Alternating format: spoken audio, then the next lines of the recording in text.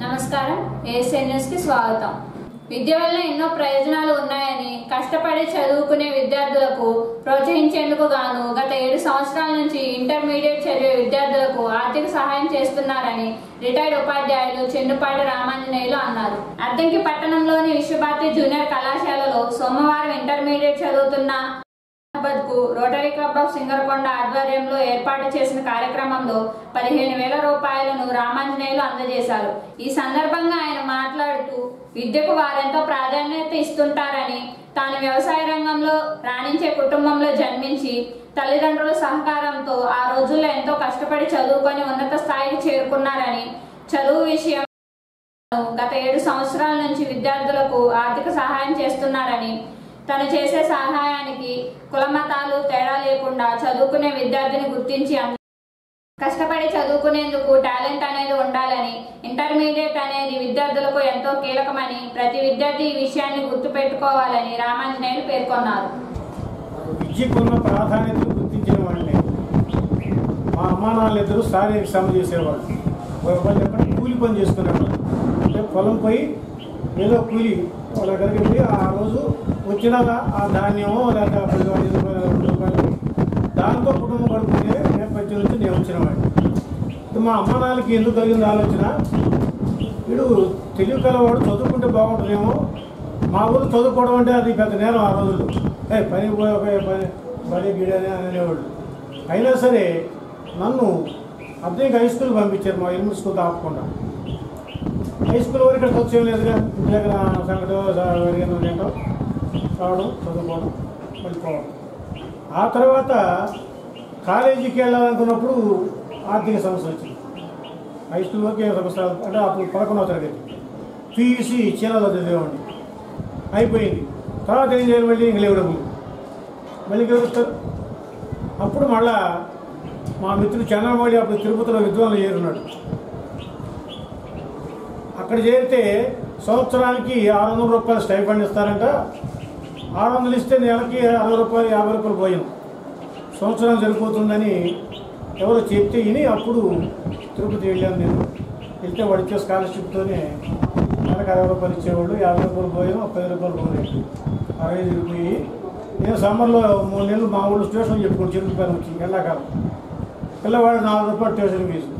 50 మంది ఉంటే 54 200 వచ్చాయి. 200 రూపాయలని అక్కడ మెయింటెనెన్స్ నా పర్సనల్ పాకెట్ ఖర్చు పుచ్చుకునేవాడు. ఆ విధంగా ఆ చదువు ముగిసింది. నేను టీచర్ అయ్యాను.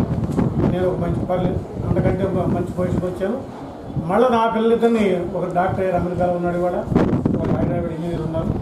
యువతనాడిది చదువుకున్న ప్రాధాన్యత దేనికి లేదు. కూడా సమాజంలో ఆర్థిక అసమానతలు తగ్గిపోవాలన్నా, సమానం కావాలన్నా, దగ్గర రావాలన్నా కూడా చదువు ద్వారా మాత్రమే సాధించగలము. కాబట్టి మీరందరూ ధనవంతుల పిల్లలు ఉంటారని నేను అనుకోవట్లేదు. ఇక్కడ అతిథులు ఇప్పుడు ధనవంతుల పిల్లలు చైతన్యానికి వెళ్ళేవాళ్ళు, అందరూ సామాన్య పిల్లలు, కుటుంబం నుంచి వచ్చిన వాళ్ళు. అయినా మీరు గొప్పవాడు అవుతారు. కాబట్టి ఒకవేళ ఆ చదువు సంబంధించి విలువ తెలిసిన వాడిని కాబట్టి ఈ సమాజాన్ని నేనే ఉద్ధరించలేను. కాబట్టి కనీసం మా అబ్బాయి సహాయం తీసుకొని కనీసం 2 పిల్లలకి ఇంటర్మీడియట్ అనేది హై స్కూల్ కాలేజీ మధ్యలో ఇది ఒక మీడియా అంటే మధ్య మార్గం. ఎవరికి వీలైతే వాళ్ళు పిల్లలకి మీరంతా intermediate students, first year, second year, first years. జీవితంలో 10వ తరగతి అయ్యాక జీవితం ఓ మలుపు తిరుగుతుంది. ఇంటర్మీడియట్ దగ్గర ఈ మలుపు దగ్గర జాగ్రత్తగా చదువుకుంటే మీకు మంచి జీవితం ఉంటుంది. ఎక్కడైనా కూడా మలుపు అనేది జాగ్రత్తగా మీరు మలచుకోవాలి. మలచుకుని చక్కగా మీ జీవితాన్ని సుసంపన్నం చేసుకోవాలి. విద్యార్థులకి చాలా ముఖ్యమైన విషయం ఏంటంటే విద్య ఆర్జించడమే విద్యార్థి పని. మొట్టమొదటి డ్యూటీ అదే, రెండో డ్యూటీ అదే, మూడో డ్యూటీ అదే, నాలుగో డ్యూటీ అదే, అన్నీ కూడా అవే. మీకెందుకంటే మీ మెదళ్ళు, బుర్రలు చాలా గ్రహించే శక్తి ఉంది. మనం ఏ కంప్యూటర్ అన్నా తీసుకోండి ప్రపంచంలో, ఏ కంప్యూటర్కి లేని శక్తి మెదడుకుంటుంది. భగవంతుడు సృష్టి అది. భగవంతుడు సృష్టి కాబట్టి ప్రకృతి సృష్టి అనుకోండి మీరు, పర్వాలేదు. కానీ దానికి ఉన్న శక్తి ఎవరైనా సరే సామాన్యమైంది మాత్రం.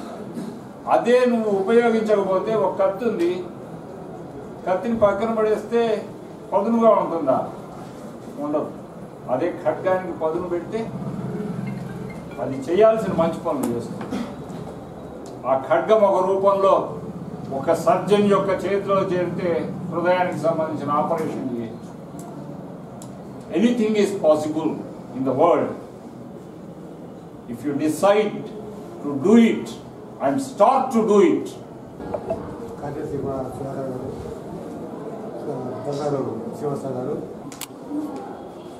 పిల్లలందరికీ అభినందనలు.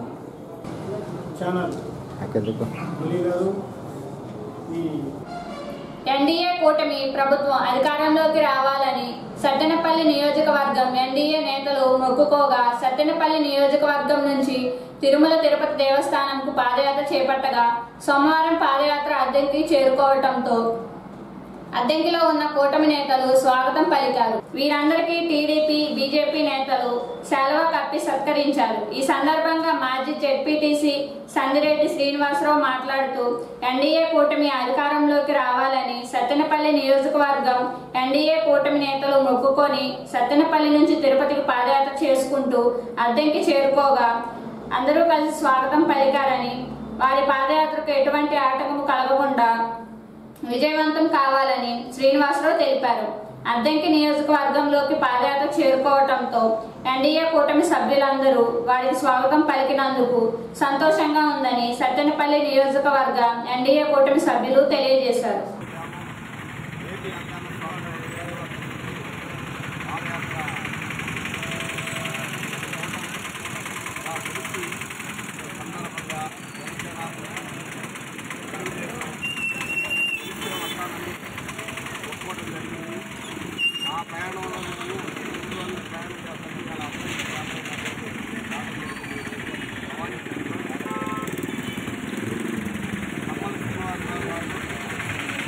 శ్రీనివాసరావు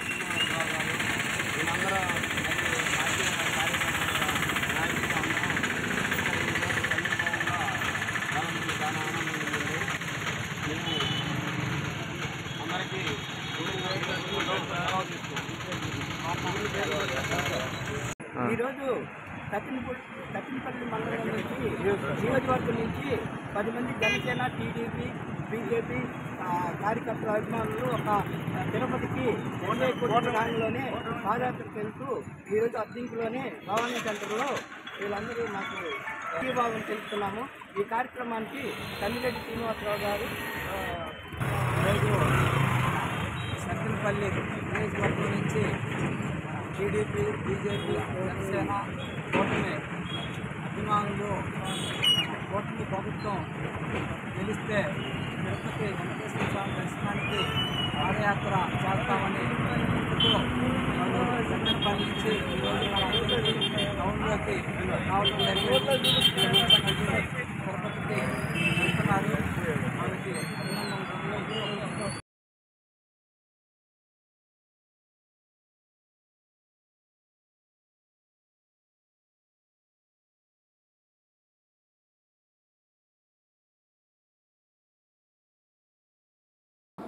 తమిళనాడు రాష్ట్రం బీఎస్పీ పార్టీ రాష్ట్ర అధ్యక్షులు ఆర్మంగ్ హత్య అనేది దారుణమని, ఆర్మంగ్ హత్యకు కారణమైన నిందితుడిని తమిళనాడు పోలీసులు పట్టుకొని కస్టడీ నుంచి పారిపోతుండగా కాల్చి చంపారని బీఎస్పీ పార్టీ నాయకులు మందా జోసెఫ్ అన్నారు. అద్దెంకి పట్టణంలోని స్థానిక అంబేద్కర్ భవనంలో బీఎస్పీ పార్టీ దళిత సంఘాల ఆధ్వర్యంలో ఆర్మంగ్ కి నివాళులర్పించే కార్యక్రమాన్ని ఏర్పాటు చేయగా జ్యోతి రమేష్ బాబు, జోసెఫ్, కాంతారావు తదితరులు కలిసి చిత్రపటానికి పూలమాలలు వేసి నివాళులు అర్పించారు.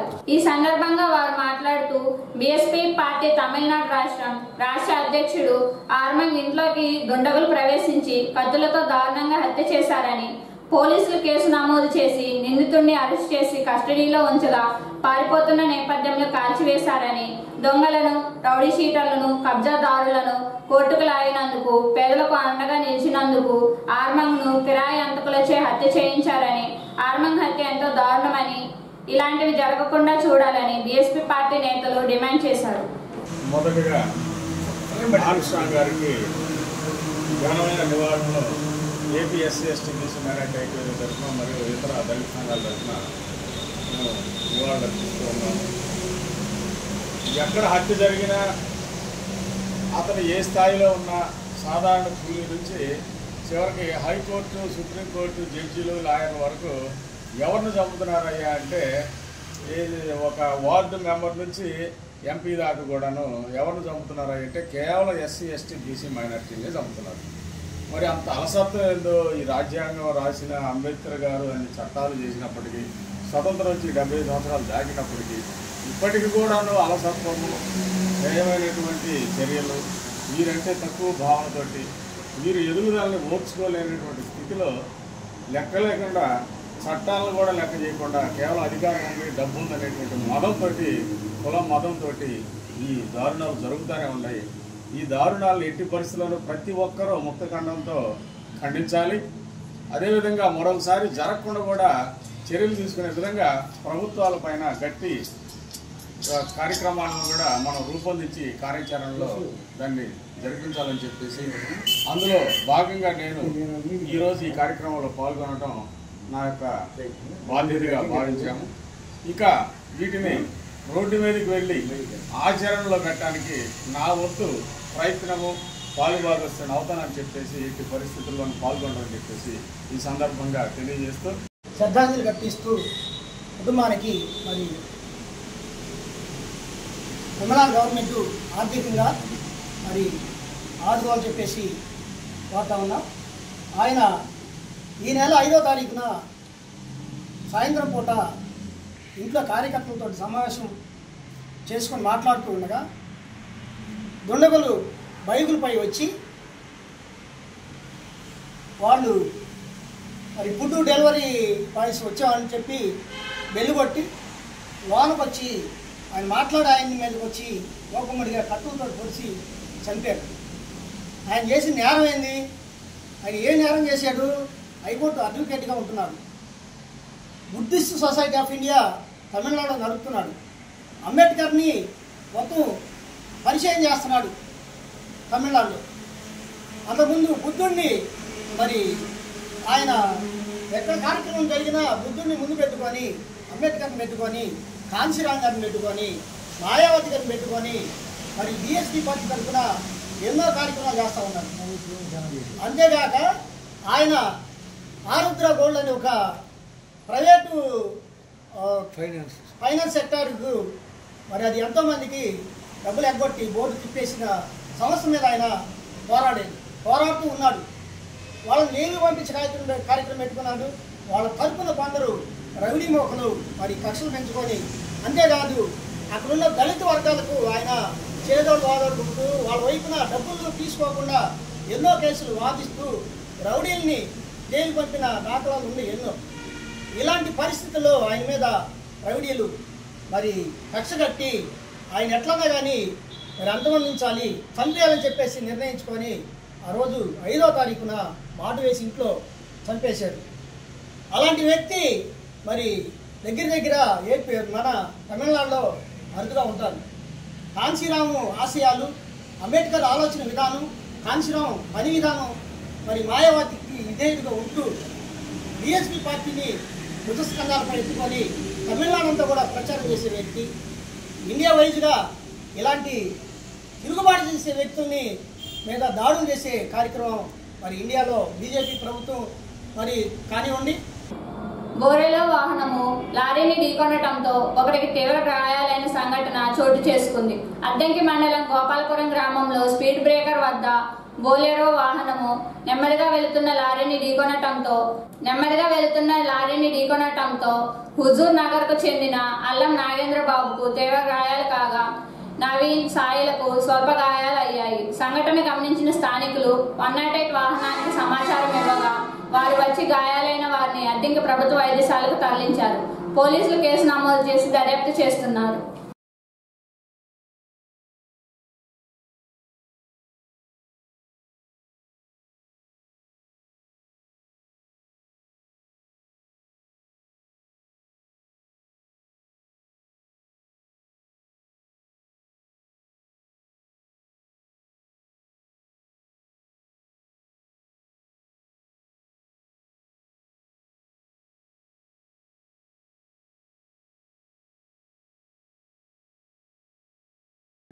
ఏఎస్ఎన్ న్యూస్ సమాప్తం. నమస్కారం.